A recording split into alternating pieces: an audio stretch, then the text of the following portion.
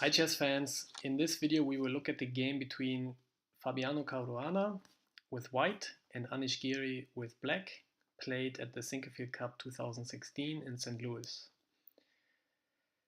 Fabiano played e4, e5, knight f3, knight c6, bishop b5, the Spanish, a6, bishop a4, knight f6, castle, and after knight takes e4 we have reached the open Spanish. The other main option is bishop e7, the closed Spanish, which is played much more often today.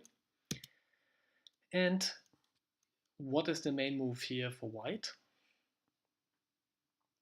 There's one main move, and this move is d4, looking to immediately undermine the black pawn on e5 and making use of the open file against the king.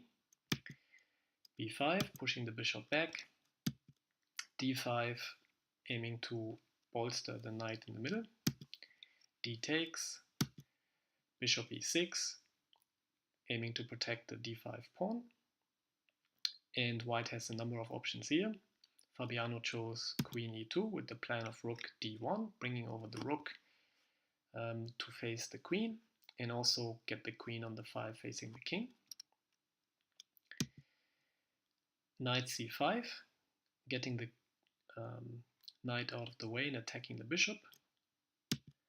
Rook d1, exchanging the knight against the potentially strong bishop. Black now has the bishop pair. Fabiano took, c takes b to maybe open the file with an attack on the c7 pawn later. Bishop e7, black finally wants to castle. Knight c3, developing and putting a little pressure on the d5 pawn. In this position here, the d5 pawn is very key to this position. It is at the moment protected by the queen and the bishop, but it can also likely very soon be attacked by other pieces of white. And this knight is currently blocking this pawn, which might be otherwise handy to protect this pawn. Black develops and brings the king to safety. Bishop e4, making sure that this pawn is not advancing. Again, this move is aimed to develop and play against the d5 pawn. Queen d7, developing and connecting the rooks. ah3, making sure the bishop doesn't come here, which would block this knight and maybe make an advance of this pawn possible. Rook a8, bringing the troops on the open file, and white tries to do the same. And now black tries to finally get rid of this pawn here on e5. White doubles rooks, and black takes the knight. And now we reach a critical moment in the game. Fabiano Caruana took here with the knight, and after black takes, black has now the bishop pair and established a strong center here with these two pawns, and immediately this pawn is threatening to march forward, and maybe there's also plans with activating the pawns or maybe reshuffling the pieces at black's wish before doing this. What is white's only way forward in this position? And surely what Fabiano Caruana has already planned when he exchanged the knights in the last move.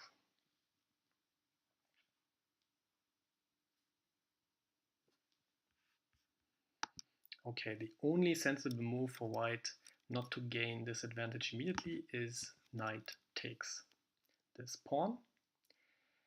And after bishop takes, rook takes, a few pieces have been exchanged. Now black has a choice. Have a look at this position. What move would you play?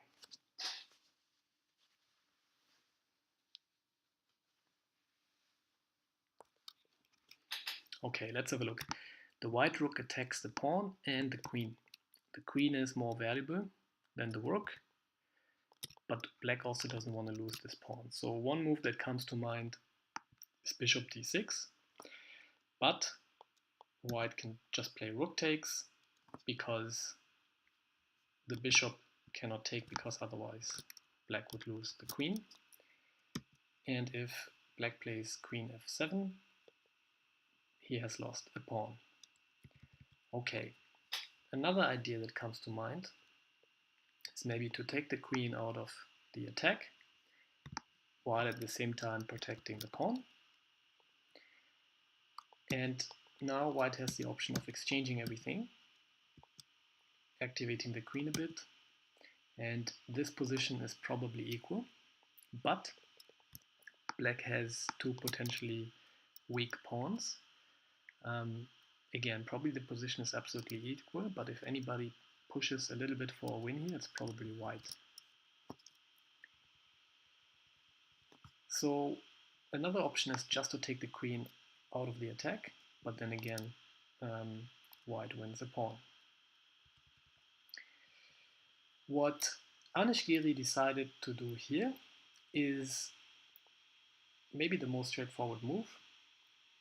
Queen takes rook, rook takes, and rook takes. How would you evaluate this move, and how do you evaluate this position now?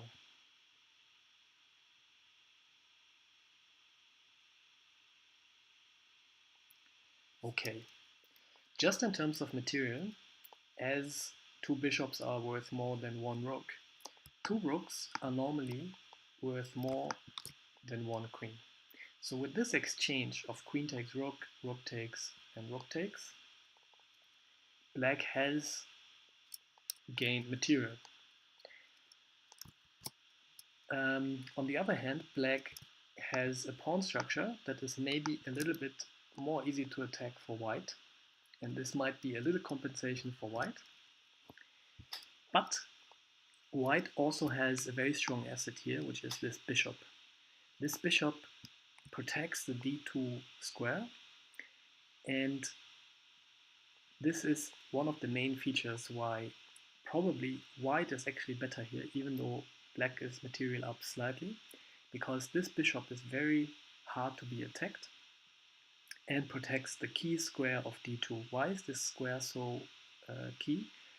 Well, the rooks are only better than the queen if the rooks are able to penetrate white's position. So black's plan is to double the rooks, maybe to connect the rooks, and then do something along this file with these rooks. But have a look. If the rook goes to d1, white just moves up, and the rook is not doing much there. It can attack very few pieces from here. Also, this square here is something where the rook cannot do much damage. Where the rook really wants to go is here, but this square is controlled by the bishop, and if ever the bishop gets exchanged for a rook, white is immediately having an advantage. So, very interesting position, and black has given up the queen and gained two rooks, and it's very instructive to see now how Fabiano Caruana plays the position, even though he's slightly material down. Okay, what could white do now? White attacks black's pawn weaknesses on c7. The pawn moves forward to c5, and now white plays g3 with the aim of restricting the bishop on e7. This bishop should stay right here because it's very active, attacking this pawn, eyeing the king side. It's in turn protected by this pawn. There is no pawn here that could advance somehow and attack the bishop. So the only really thing that black has to worry about is the bishop moving over here. And this is not possible at the moment. Black would need some time to prepare it, but white would be in time to prevent it. So g3 is a very good move, aiming to restrict this bishop. Black brings the king to safety.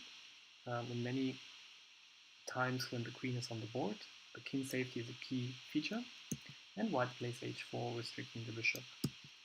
Black doubles rooks, and again we see how important this bishop is here on e3. White brings the queen to the center, from where it can pose more threats. And now Anish Giri played h6. Why did Giri play this move?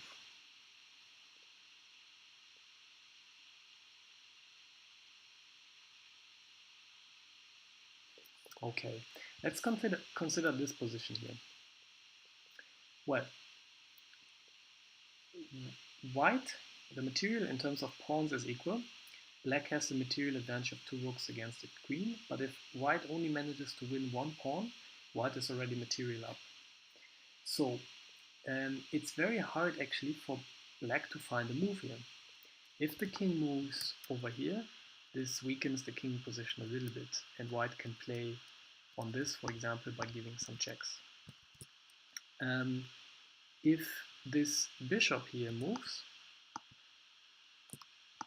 for example, if it moved here, this pawn gets weak. If this rook here moves, this pawn here gets weak, and this pawn gets weak as well. If, lastly, this rook here moves up, for example, the back rank, black's back rank suddenly becomes a problem, and if the queen ever manages to do some tricks here, it is also a tactical liability in black's position. So probably Giri played the move h6 here.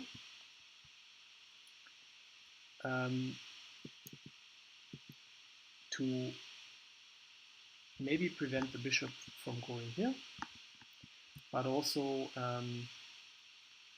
eliminating the back rank weakness of the king a little bit, and just not to create any more weaknesses in his position. Okay, white has a simple plan. White activates all his pieces and his king. Black now played bishop f6, weakening this pawn. King h3, activating further. And now Giri played h5. What is the purpose behind this move, and what are maybe some drawbacks behind this move?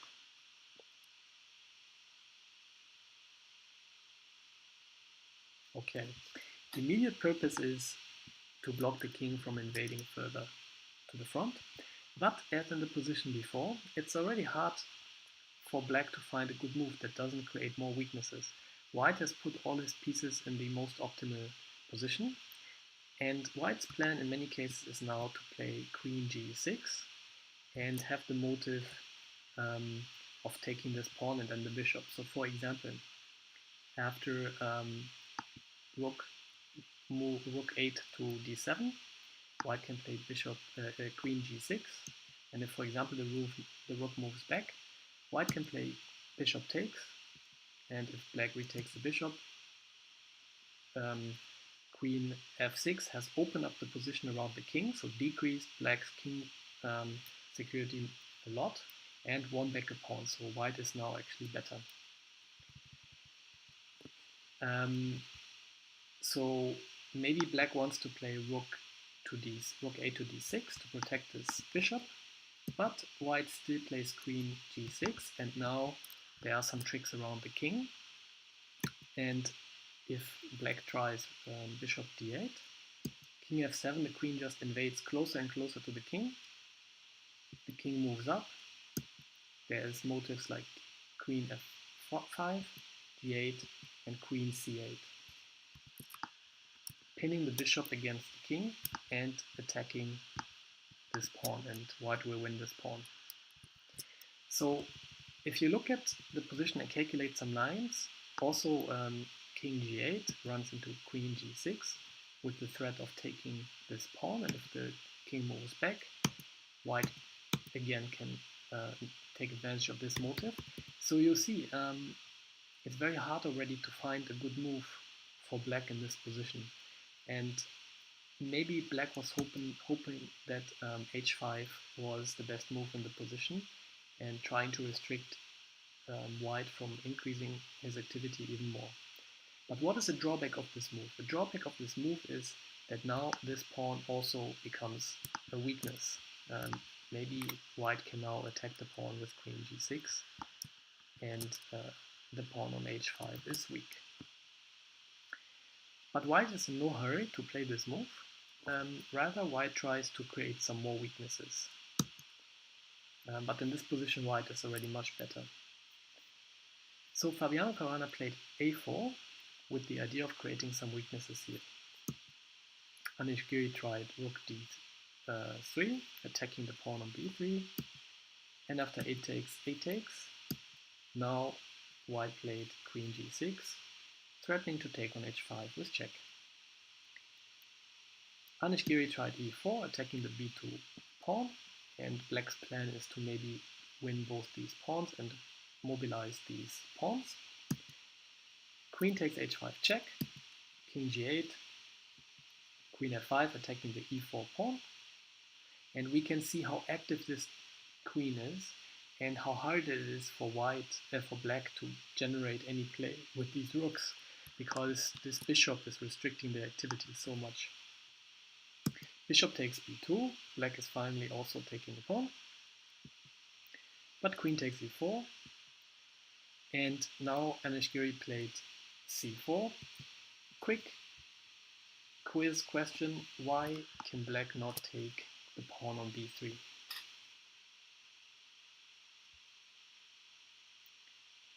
If rook takes b3, white has the resource e6, queen e6 check with double attack on the rook and on the king. So that's why Anish felt it's best to play c4 and clarify the situation. But as these pawns come off, white now is, if you look at this position here, because queen is a check, how would you evaluate this position?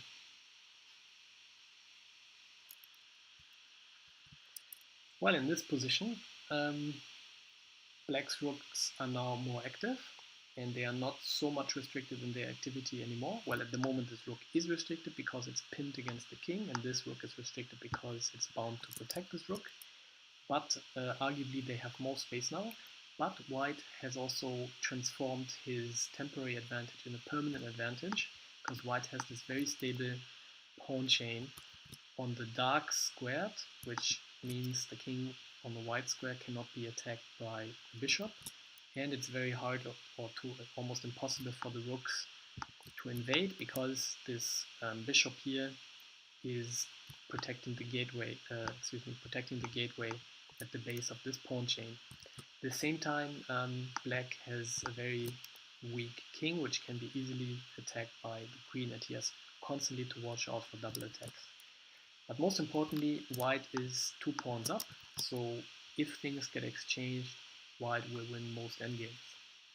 And if you compare this position to the position that happened after this exchange of queens against rooks, you can see that white has transformed.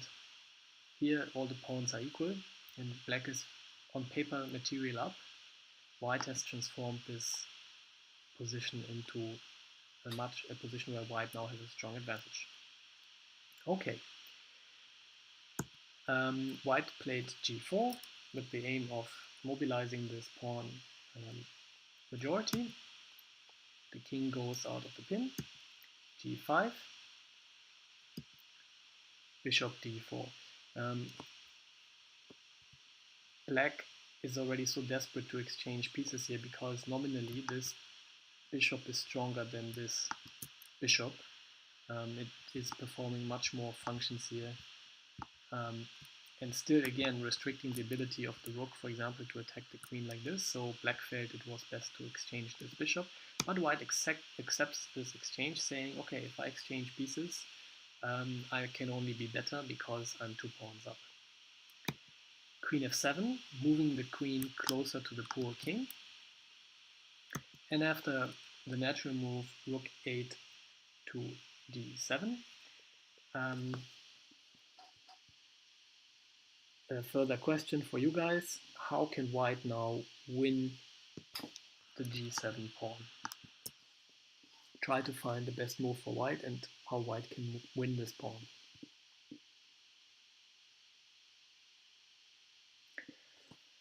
Okay, there is a forced sequence here. Fabiano played queen e8 check, king h7 only move, queen h5, and king g8 only move, and now g6 with the motive of restricting the king's activity and the threat of queen h7 check. Black can play a number of moves here, but they all don't change white's plan. Black played rook e4, but now queen h7 check, king to f8 only move, queen check, and the king has to only move to e7. because this square is taken by the pawn, which allows the queen to take the pawn even with check. And after king e6, white is now up 3 pawns, but the rooks are still dangerous. What is the easiest plan for white to win this endgame? White is having a huge advantage, but even if you have an advantage, you can still lose the game. So what is the simple plan for white to win this endgame?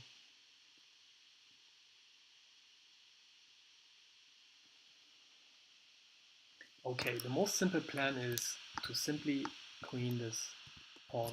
And in this way, it becomes understandable why Fabiano played queen h8. It's the square where the queen is least active, but it's the square where the queen controls both of the squares that the pawn needs to go to advance, and he can do that because there's not so many checks that black can give. After rook d3 check, king to h2, there's no further check. The queen protects on h8 also this pawn here, so there's no check, and it takes black too much time to find any other checks, so white will simply advance the pawns and win the game.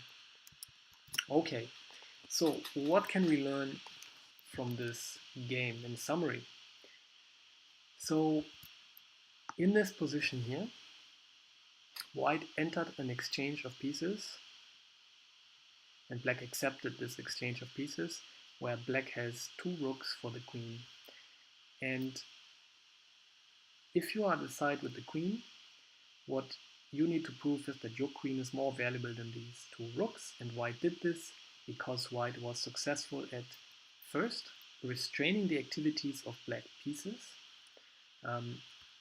White played the pawn moves to restrict the activity of the bishop, and white knew that he had the bishop on e3, which restricted the activity of the rooks. And number 2, white was able to activate his queen and put it on very active squares, from where the queen could chase black's pawns. And there were basically in this position, there is no knight in black's camp anymore and no light square bishop, so as a consequence, the queen had a lot of white square, light squares where the queen could go and harass the king. And if we look at the game, you will see those 2 themes in Fabiano's play, and we can learn from it. The queen is activating on a light square, attacking some weakness, and the bishop on e7 gets restricted by these pawn moves. The white king moves to a light square, where there's no bishop or no knight to chase the queen away, and it centralizes. White activates his king, creates a second weakness, and then again moves the queen on the light square, attacking on this very active square is close to the king and attacking weaknesses in black's camp. And then these exchanges are all favorable for white, and white now has transformed into a position where he's 2 pawns up. And after that, because the king is so weak, it's just a matter of mobilizing these extra pawns, exchanging, winning the last pawn because the queen is so active, and then simply queening the pawn. So a queen is more valuable than 2 rooks if we're able to activate it, which is especially easy if we have, like in this game, the light squares, and if we're able to restrict the activity of black's rooks, which was especially easy in this game because white had the bishop here on e3. So in this position here, would you take this knight and allow black the strong center? And would you be able to see that in this position the queen is better than the 2 rooks? Well, hopefully after watching this video you will get a little bit better understanding of this position with the light squares for the white queen and the strong bishop restricting the rook's activities. Thanks a lot for watching. If you like this video, subscribe to the channel, and YouTube will send you an update when new videos become available. Thanks a lot.